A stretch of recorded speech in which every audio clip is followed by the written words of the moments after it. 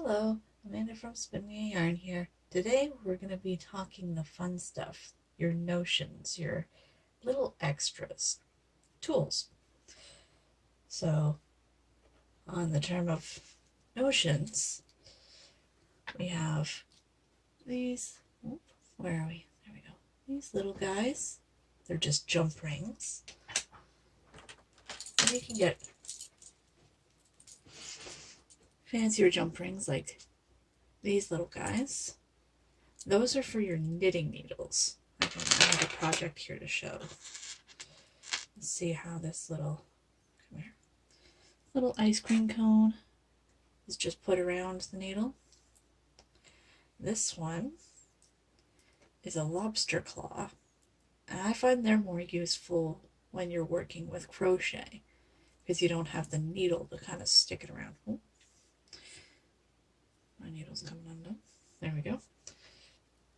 So right now I've got it attached to my jump ring just to show where the beginning of the round is. But if you were using it in a crochet project, you can attach it right to the work or right into a stitch. It makes it much easier to tell where you're doing increases and the like. Put those back over there. So that's one type of notion. Then there's, well, that's actually a couple types of notion. Then there's these little guys. Where are we? There we go. And he just kind of pops open. Doesn't look real open, but it is.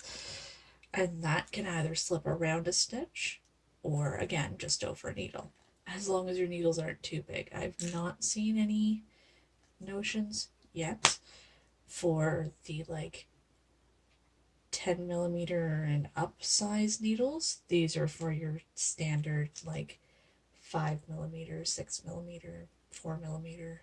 They're just little needles. So another thing that you'll commonly need is a ruler or a tape measure. Especially if you're doing something like this project is going to be a sweater dress, you need to know your lengths. I need to have so many inches before I bind off the arms because I'm doing a yoke style. So you need to have so many inches before you bind off. You'll want a tape measure. Or if you're doing a sock, you need so many inches before you start to decrease for toe or start to do your heel flap.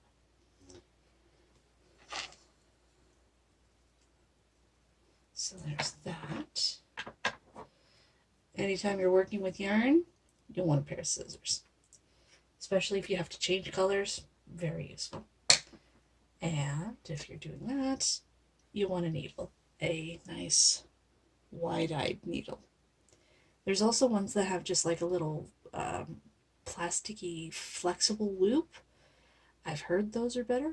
I've not found them, but any tapestry needle, I believe this is considered a children's threading needle or something like that. As long as it has a big enough eye to get your yarn tail through, it's what you need.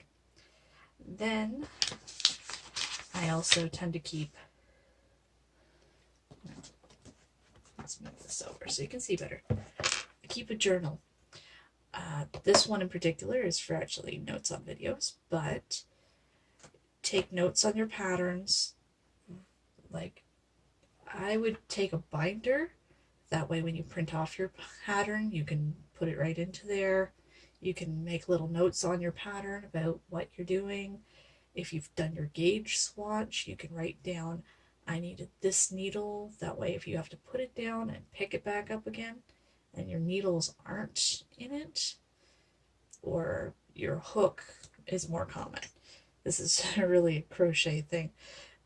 You take your hook out to do something else, then you go back to the project and you look at it and you're not sure what it is.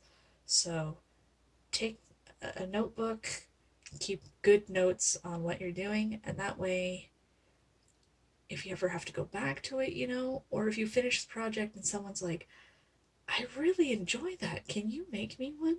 You know exactly what you're using. So, I could probably go on all day about notions and tools, and this isn't even getting into your hooks and needles, because they could probably be their own video, but I probably only broke the tip of the iceberg. There's a lot of little trinkets that can make your crafty life easier, but we'll stop here for today. So, thanks for joining, and if you want to hear more about anything, let me know down in the comments. Bye.